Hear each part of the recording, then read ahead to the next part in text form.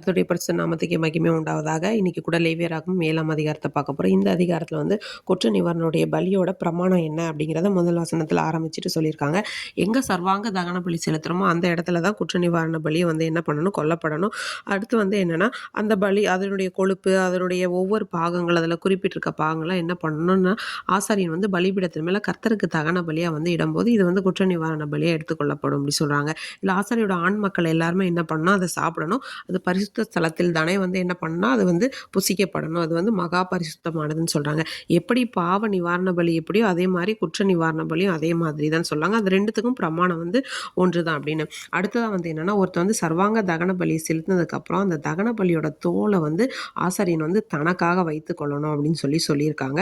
அடுத்தது என்னன்னா, கர்த்தருக்கு செலுத்துகிற சமாதான பலியோடைய பிரமாணம் என்னன்னு சொல்லி பார்த்தோன்னா, ஸ்தோத்திரத்துக்காக அவங்க செலுத்துவாங்க அப்படின்னா, அவங்க அந்த ஸ்தோத்திர பலியோட என்ன பண்ணணும், புளிப்பில்லா அதிரசங்கள், அப்புறம் எண்ணெயிலே பூசப்பட்ட புளிப்பில்லா அப்பங்கள், அப்புறம் மெல்லிய மாவினால் செய்த அதிரசங்கள், இது எல்லாத்தையுமே என்ன பண்ணணும்னா தேவனுக்காக என்ன பண்ணணும், படைக்கப்படணும்னு சொல்லியிருக்காங்க.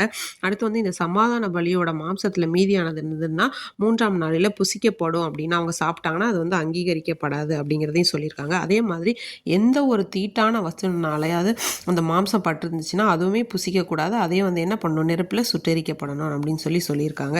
அடுத்து என்ன சொல்கிறாங்கன்னா, இசப்பா நீ இஸ்ரவேல் புத்திரங்களோட என்ன சொல்லணும்னா, ஆடு மாடு வெள்ளாடு அவங்களோட கொழுப்பெல்லாம் என்ன பண்ணக்கூடாது, புசிக்கக்கூடாது. ஒரு மிருகம் தானாக செத்துருச்சு அப்படின்னா அந்த மிருகத்தோட கொழுப்பு, பீருண்ட மிருகத்தோட கொழுப்பு, இப்படி பலவித வேலைக்கு வளங்கலாம் நீங்கள் அதை கொடுக்கலாம். ஆனால் நீங்கள் என்ன பண்ணக்கூடாது, அதெல்லாம் சாப்பிடக்கூடாதுன்னு சொல்கிறாங்க. அடுத்து என்னென்னா, கர்த்தருக்கு சகன பலியாக செலுத்தப்பட்ட மிருகத்தோட கொழுப்பை புசிக்கிற எந்த ஆத்தமும் என்ன ஆகாது, இராதபடிக்கு அறுப்புண்டு போவான் அப்படின்னு சொல்கிறாங்க. அடுத்து மோசையை பார்த்து சொல்கிறாங்க, இஸ்ரவேல் புத்திரருக்கு சொல்ல வேண்டியது என்னென்னா, சமாதான பலி செலுத்துகிற சமாதான பலியை கர்த்தரோட சந்நிதியில் கொண்டு வரணும் அப்படின்னு சொல்கிறாங்க. அடுத்து ஆசாரியன் என்ன பண்ணால் கர்த்தருடைய சந்நிதியில் அது அசைவாட்டும் பலியை எடுத்து கொள்ளப்பட வேண்டும். ஆசாரியன் என்ன பண்ணுவார்னா அந்த கொழுப்பை பலிபீடத்தில் தகனிப்பாங்க அப்படின்னு சொல்கிறாங்க. அடுத்து கர்த்தருக்கு ஆசாரிய ஊழியை செய்கிறதுக்கு ஆரோன் அவன் குமாரரும் நியமிக்கப்பட்ட நாளில் அவங்களுக்கு அபிஷேகம் பண்ணப்பட்ட ஒரு அவர்களுடைய கர்த்தருடைய தகன பலிகள் கிடைக்கும்படி அவங்களுக்குன்னு சில கட்டளைகளையும் தேவன் கொடுக்குறாங்க. இதை தான் இந்த அதிகாரத்தில் சொல்லியிருப்பாங்க. கர்த்தருக்கு எப்படியெல்லாம் பலிகளை செலுத்த வேணும், இஸ்ரவேல் புத்திரருக்கு சீனாய் வனாந்திரத்தில் கற்பிக்கும் போது இந்த இதை மோசேக்கு சீனாய் மலையில் தேவன் கட்டளையிட்டிருக்கிறாரு இந்த அதிகாரத்தை. இப்போ இந்த அதிகாரத்தில் கூட நம்ம பார்த்தும்போது இந்த குற்ற நிவாரண பலி பிரமாணம் அப்படிங்கிறது ஒவ்வொரு தனி மனிதனுக்காகவும் என்ன பண்ணால் ஒவ்வொரு மிருகங்களை கொண்டாங்க.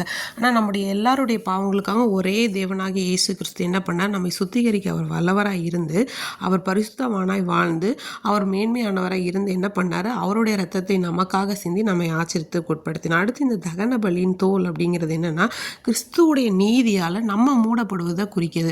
நம்மளுடைய நீதி எப்படி இருக்குன்னா அழுக்கான கந்தை அப்படி தான் சொல்லணும். நம்ம ஒவ்வொருத்தருக்கும் உள்ளான ஒரு உள்ளே இருக்கிற ஒரு இன்பர்சன், ஒரு உள்ளான மனுஷனுக்கு தெரியும் நம்மளோட நீதி எப்படிப்பட்டதுன்னு.